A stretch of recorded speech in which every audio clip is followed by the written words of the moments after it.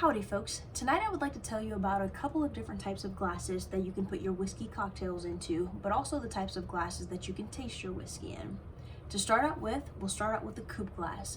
This is a glass that is meant to taste whiskey cocktails in, and it's for cocktails that are not served with ice.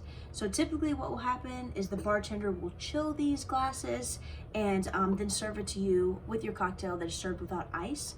The stem encourages you not to heat up your cocktail too fast. I know you can technically hold it like this, but hold it by the bottom so that way the heat from your hand doesn't transfer to your cocktail and it stays at the appropriate temperature for as long as possible. This is a classic coupe, but you also have fancy coupes like this bad boy that I absolutely adore. It's basically characterized by a stem and then a wider top that you can put the cocktail into. If you do not have time to chill your coupe glass in the fridge for at least 30 to 45 minutes, what you can do is place some ice in here, swirl it around and let it sit while you make your cocktail, then dump that ice out. It'll be chilled enough for you to then pour your cocktail into. Love me a classic coupe. All right, and again, remember to try to hold it by the stem. It's not a necessity, but it does keep you from transferring that heat to your hand. And the transfer of heat is something that we're going to touch on a lot. When you hold a glass that is meant for a cordial, I want you to think about that because a lot of times it is designed to keep you from transferring the heat to that cocktail or to that libation. From the coupe glass, we'll then go to the rock glass. You've probably seen this in an old-fashioned or an old-fashioned served in this. And I know you can't tell it in the video, but again, with that heat transfer to the cocktail, the base of this glass is actually thicker so that I can settle it in my hand like this and avoid the transfer and keep my cocktail cooler for longer. Thank you to my friend Morgan for buying me this for this past Christmas. I love this cocktail set, or this old-fashioned rock glass set. I forgot what I said, but not that. All right, so then from there, I sometimes serve cocktails in this, but I basically just think of this as like my sexy glass. This was traditionally called a Cognac glass. Now a lot of people call it a snifter glass, but the wide bottom and the tight nose makes it so it forces the smell of the whiskey or whatever libation you have up to your nose a bit more. And so that you really get an intense sense of what this smells like. And so that can be good or it can be bad, but I typically do not whiskey taste in this. It's more so for if I'm just feeling fancy, want to look cute, maybe put some ice in there and whiskey taste out of it, or maybe look cool and put a little cocktail in it, and that'll be about it. This is another one that encourages the warming, or I guess the first one that encourages the warming, I should say. So Cognac glasses are typically, people will slip their hand in there, and so basically that encourages the transfer of the heat from the hand to the libation that is within the glass. And if I had something in here, I'll just pour out a little bit, it's fine. You know, it's very easy to swirl. This glass was designed for that. So then occasionally, I don't know, doesn't it look cool? Don't you just want to like swirl this? So occasionally I'll sip out of that, but it's usually one of the more harsher glasses, so I don't do it often. From there, let's go into the glasses that I actually do enjoy whiskey tasting for. Again, I have one of my favorite whiskeys in all of these glasses, the Weller 107. Absolutely adore it. Okay. I guess I'll go with the Pujo first. So this is a French glass, and this is another one that the creators of this glass have put a lot of emphasis on engineering. And so what's basically supposed to happen is as I bring it to my mouth, air is forcing the smell to my nose, but less aggressively, as if it was forcing it directly. Like I would think that it would flow the same, but the more I read about it, apparently this hump in the middle makes it so it's more aerodynamic, and it makes so that the aromas are less harsh, because the ethanol, when you have too much surface area at the bottom of your glass, apparently makes it a bit more harsh. So this hump not only makes it so you can more easily grasp the cup, but then it also makes it more pleasant with the aroma, so that it's lessening the amount of ethanol that you're actually taking in. Let's see.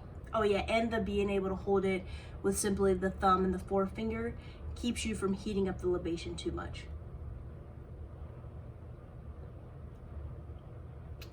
Much smoother than the cognac or snifter glass. One thing I thought was interesting, and I have found it to be true, is that this Pujo glass actually says that you don't need water, that the hump in the middle is enough to keep it from, or to allow you to get the aromas that you usually get by doing a drop or two of water to open the whiskey up. So usually when I drink out of that one, I do not add water to it, which is quite nice. Then we'll go to a classic, the Glencairn. I jokingly call this one a Karen, simply because I find it funny that Karens have not had a good couple of years. But this is the only Karen that I can get behind. Typically, if you see whiskey tasting, you're probably going to see this glass. Again, it's an easy grip at the bottom to avoid the heat transfer if you would like. Or also, I guess I usually do. I was about to slip my fingers through it like a cognac glass, but that's honestly not usually how I hold it. Usually kind of just hold it like that, which is also fine if you want to encourage that heat transfer to your libation. But with this one, it enhances the aromas and the flavors. And originally I wasn't sure if that was true when I first started whiskey tasting, but now I do believe that to be true. And the shape, as I mentioned, encourages the warming of the whiskey.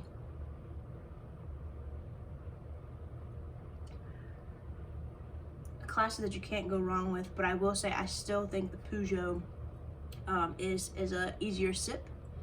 That's without the water. So Glencairn doesn't say that you don't need to add a drop or two. This is just room temperature filtered water. I'm gonna add 2 drops because why not?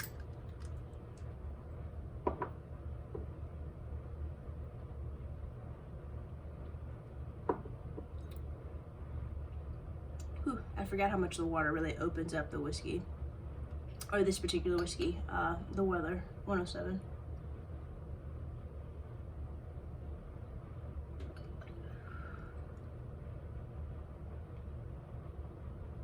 I think with the water, this one opens up the flavor, but I think it's for the better. Like originally I was thinking that it was a bit more harsh, but I don't think it's more harsh. I think I'm getting more complexity that I originally interpreted as harshness. But this is honestly why I like having different types of glasses. I typically don't think that like, oh, one glass is better than another. Basically when I have a whiskey that I want to dissect, I'll get all 3 of these bad boys out and put the same whiskey in them and see what I can gather from each different sip in each different glass. Doing this has also made me realize that I forgot to mention that the Pujo also has a chilling base. And so you're supposed to put this in the freezer for 2 hours ahead of your tasting. And it's supposed to chill it without diluting it. But I'm not really sure that I buy into that. They put a little graph on their site to say how much it cools it, but like I haven't really seen a big difference in myself. Honestly, I'm not running a lab in my home, but I didn't really find it to be that big of a difference. They also give you a little coaster for all the mahogany that you have in your home and you'd like to protect. All right, from there, one of my personal, I just said I don't have favorites, but it's something about this neat glass that I genuinely love. I still taste in all 3 of my like specialty glasses, but I have an affinity for this neat glass. I don't know why. I think it was because it was one of the first whiskey tasting glasses that I bought after the Glencairn. But I love this goddamn thing. Some people that taste in the neat glass say that they don't like it. They actually think that it makes it more harsh. I have not found that to be true.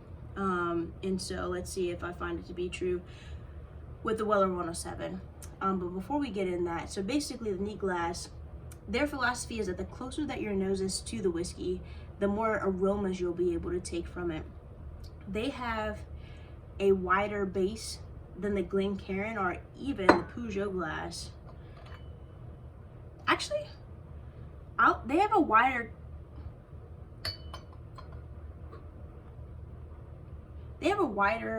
rim than every glass that I have here.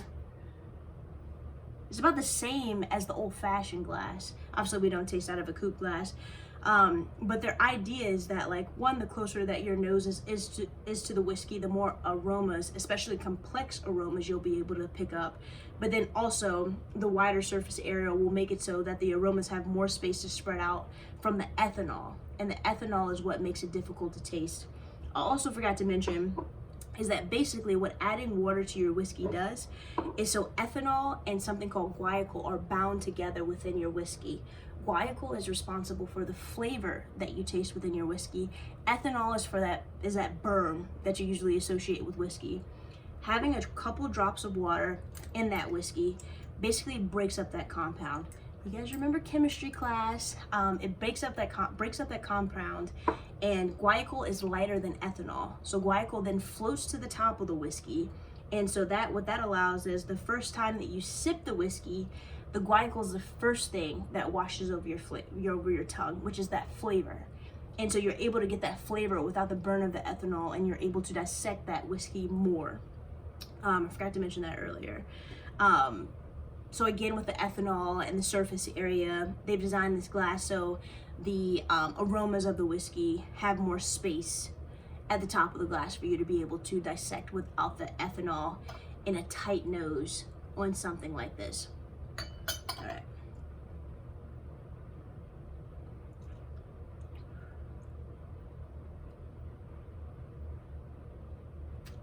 Smooth as ever. I love it. I'm gonna add a couple of drops just to see if it changes it. Yeah, I love this glass. I will say that this glass is incredibly delicate. Do not put it in the sink. Do not, like, you can put it in the sink, but like immediately wash it and like take good care of it, because I've broken one of these and I was like pretty sad about it. Thin glass, but very good for whiskey tasting.